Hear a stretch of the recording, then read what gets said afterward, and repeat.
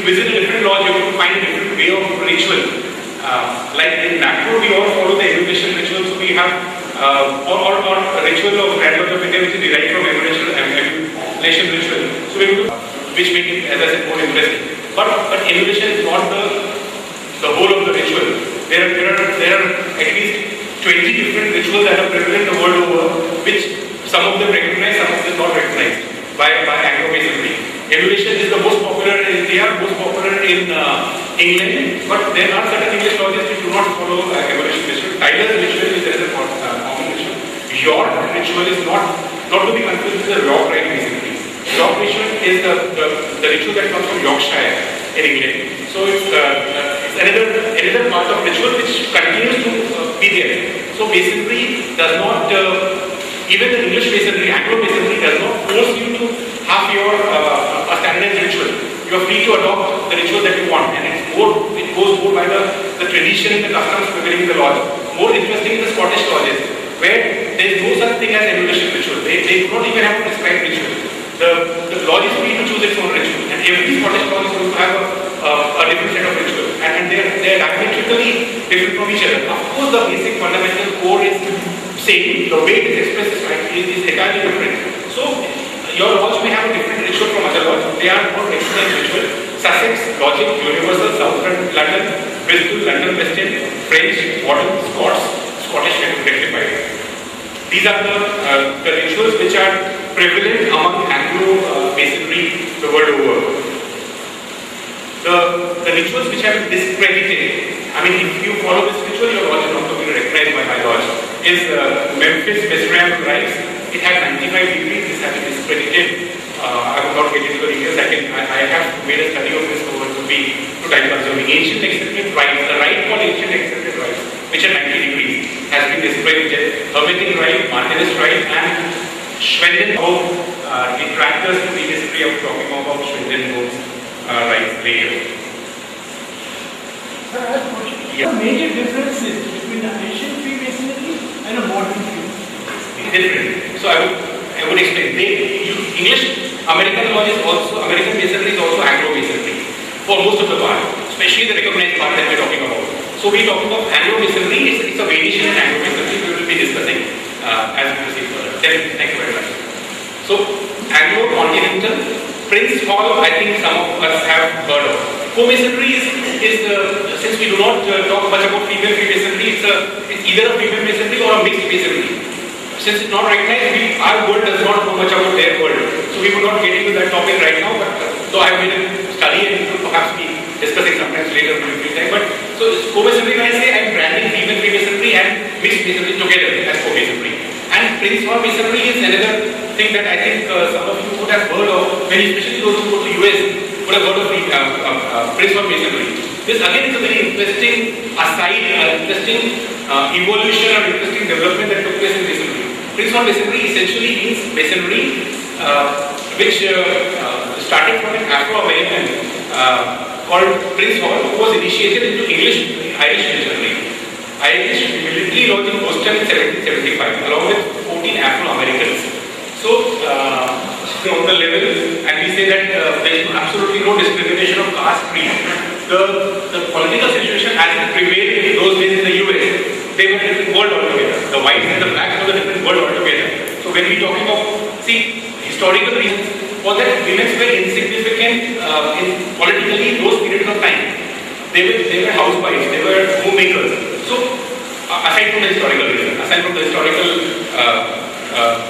reason of light temporal origin. So that's the reason they were not to be considered. They were not considered. Feminists could perhaps sue me when I say that, but they were not really to be considered. Same was the situation those days between white and black in the US. So when we talk about mainstream, we always talk about white. They always talk about white.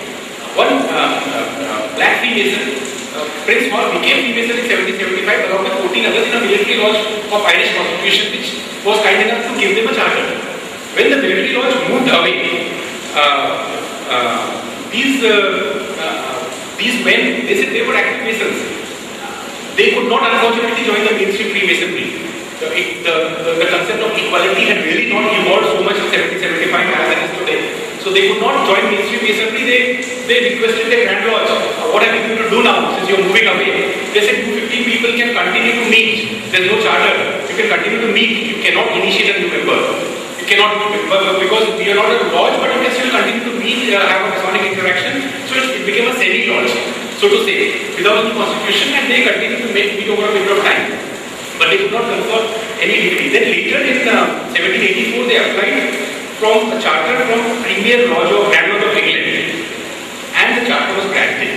So they remained loosely, remained at large for a period of a few years, and then they applied for charter to the United Grand Lodge of England. The charter was granted in 1784. The lodge was numbered African Lodge number 459.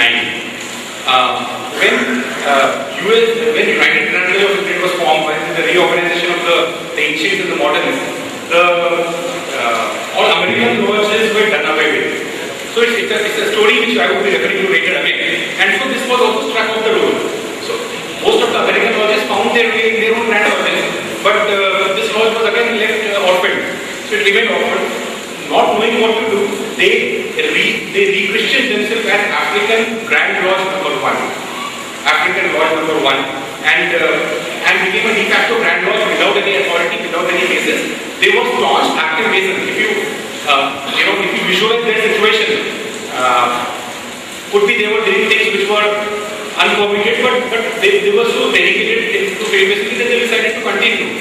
So they formed a Grand Lodge on their own, called themselves African Grand Lodge number 1, and started growing gradually among the Afro-Americans, spreading its wings all over the USA, and it became a formidable force.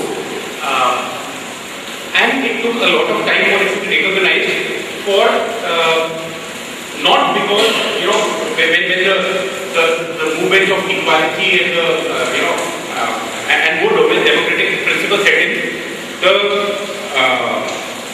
impediment was not because they were non-white or they were Afro-Americans. The major impediment was the constitution itself was unconstitutional.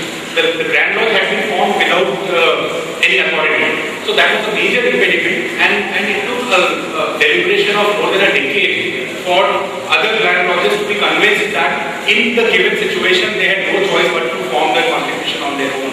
And so it was ultimately granted recognition, and now cross presentation between Prince Hall and other Masonry is admitted. Prince Hall can take a non-Afro-American as members. Other lodges in other Grand Lodges in the US are free to take non-Afro-American. So it was an aside which developed. I was giving example of the extraterritorial jurisdiction or cross jurisdiction or jurisdiction of those three Grand Lodges coming together. This is one example.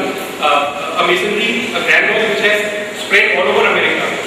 Among all 52-53 Grand Lodges in America, it has membership there. So this adds to the flavor, because historically the organization has been so rich and has grown following its natural path that you're going to find these kind of aside, these kind of interesting things that keep coming in. So this is another flavor of Freemasonry, and obviously since they have been away from the mainstream Masonry for almost a century, the landmarks would have changed, the rituals would have changed, or rituals of the annual rituals would have changed. So you can find those variations and you can find them very interesting. Abhishek. Okay. If you could just go back to the previous slide. The aligned degrees or the side orders or the higher degrees or the whatever you like to call it, depending. Primarily they can be grouped into three. One is the York Rite, second is the Scottish Rite, and third is all those independent orders. Those rites which emerged from the Eccleston's origin, I will talk about that later. Those different side orders, those who have been raised to the sublime of Master Masonry, may like to further advance in other aspects of Masonry. And most of these orders are the orders, as we all know. Most of us are, many of the seniors are part of other side orders. Some of them are independent orders, some of them are hierarchical. So you join these orders. All these orders, the spiritual lesson that is taught is one key critical aspect of Masonry explained in greater detail. So it's like a specialized part of your Masonic ritual which is picked up by the order and expanded further, so that you master that particular aspect. So it's more of a hunger for further advancement in the knowledge that gets satisfied. So York Rite, Scottish Rite and other independent orders are three ways in which I would like to put them.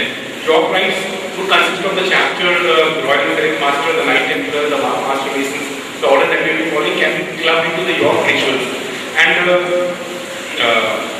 the Scottish Rite would be those 33 degrees, the much acclaimed and much talked about and much criticized 33 degrees in Freemasonry that non-Masons would often talk about. So it consists of those Scottish Rite. So it was started in French city of Bordeaux in 1732. Initially there were 25 degrees and 8 were added later. And 33 degree, as you know, 33 degree Masons, they can be only 30 degree Masons in any jurisdiction.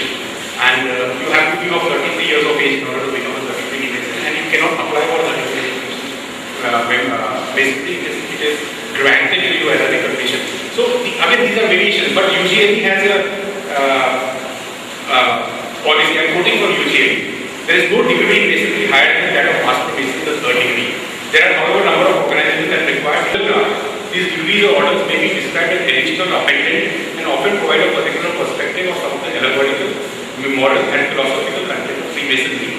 Later, in another clarification, usually says that the Royal Chapter and all others are independent bodies, they do not have any control over the craft. Which means that some of them would be considered theological extensions, some of them are not in logical extension but are independent bodies. You are free to join them. Masonry, the craft Masonry may be the eligibility criteria for joining those orders, but those orders have no control over craft Masonry. So it depends upon your Masonic interest that you could be joining. And in fact, when we talk about the ancients and the modern that's pending here, we talk in the next part. When there was a divergence in opinion between ancients and moderns, and the moderns were interestingly too rigid in their degree working and in the ritual practice. The ancients came up with viable alternatives to the modern degrees, and at one point in time in England, in the 19th century, there were 1400 different degrees prevailing. Different sub-orders and side orders and higher orders, whatever you like to call it. There was at one point of time 1400 of those sub-orders existing. Many of them died in natural death after the reunion of natural and ancients and moderns. Many of them continued for centuries and gradually withered away. Many of them continued, they did not even see the light of the day. They continued for a few years and withered away. Some of them have continued till now. And the Masonry that we practice here, the side order that we practice here, have continued since those days. Some of them. So, what from the published book, two small alphabet, if you like diagnostic for you. You can list down all the various main recognized Masonic degrees other than the craft Masonry, which prevails now in the English and in the English Freemasonry. So, like this is the Scottish Rite and that's the York Rite, and those are independent orders. Again, discussion too big for us to discuss in this small presentation. I will stop here because I know whether there is a demand, whether demand from you, and we will resume after this. Thank you very much. Feedbacks or anything where brother would like to come forward and contribute so that he can make this program more informative, or any suggestions at this moment? So on this slide we can't read what are the various steps in slide. This slide. That's unreadable. This slide actually I know this is a picture that I have drawn from others. I can give you a list later. Narrow it down, that is where the inscriptions are very barely readable. But then if we expand it, you can have a clear view on this. I claim your attention to Ashwada T.S. Rahul again. A very small request, brethren who have not registered their name. It's our sincere request that please register your name. Maybe after the session is over, but kindly fill in that register so that we know exact number of brethren who have attended this program. So that when we plan a follow-up event in the future, we can make sure that that the invitations are sent to you personally. Brother, please. Brethren, resuming the session, and I was fearing that in the recess everybody would just run away and I would be left with no audience. I'm happy that the spirit of masonry continues to be very strong. Thank you very much, brethren, after the break. And I think this was even because this is actually it's a long list of degrees that somebody trying to put it on a graph. I will be talking about them, discussing at least some of them. Regarding the specific feedback that I got during this process, thank you very much for appreciating the work. I'm really happy about it. I know in a small program like this, everything cannot be covered. We would like to hold, not necessarily I speaking, anybody, all of us speaking would like to hold maybe similar programs in future. And I think this has, launched, Principal has taken a very good initiative. I would like to congratulate Amarjit and Asif for this initiative. And like Mr. Brother Saral Gauri for the guidance and for the blessing that he gave. We would continue holding this kind of programs in future under the auspices of any of the lodges. It doesn't matter. The point is to come together and be able to discuss, and we may have some of us who are who may take initiative, who would like to take initiative, would come forward and deliver, so that we have some kind of periodical interaction like this. Sit together and discuss. This is the feedback that I got. And certain key aspects that I'm told to cover and try to cover them as far as possible in a small presentation. If I miss it, I'm really sorry, but you would definitely have a follow-up in the areas that you have missed. And thanks a lot for appreciating things. So I would finish this off. So when we talked about Masonic orders, Yorkite, the various, in short, for our easy understanding, I would say, all the degrees that we practice in India most of them are from the Yorkite pedigree, except the degree of, there are a couple of independent degrees like the Order of Secret Monitor and the like, which are independent degrees. Otherwise, most of them fall into Yorkite, except those 33 degrees which are from Scottish. Right, you can say. And the independent orders, there are at least 3 dozen independent orders prevailing the world over, which are recognized more by most of the Anglo-Masonry. And I found some of them very, very interesting. So I have made a list of 3-4 instances of the orders that exist, so that we have an idea of those orders. They do not exist, many of them do not exist in India. Some of them would have a limited audience, but they are there. One of them is Order of Secret Monitor, of course I have talked about. Worshipful Society of Masons. I think you have heard of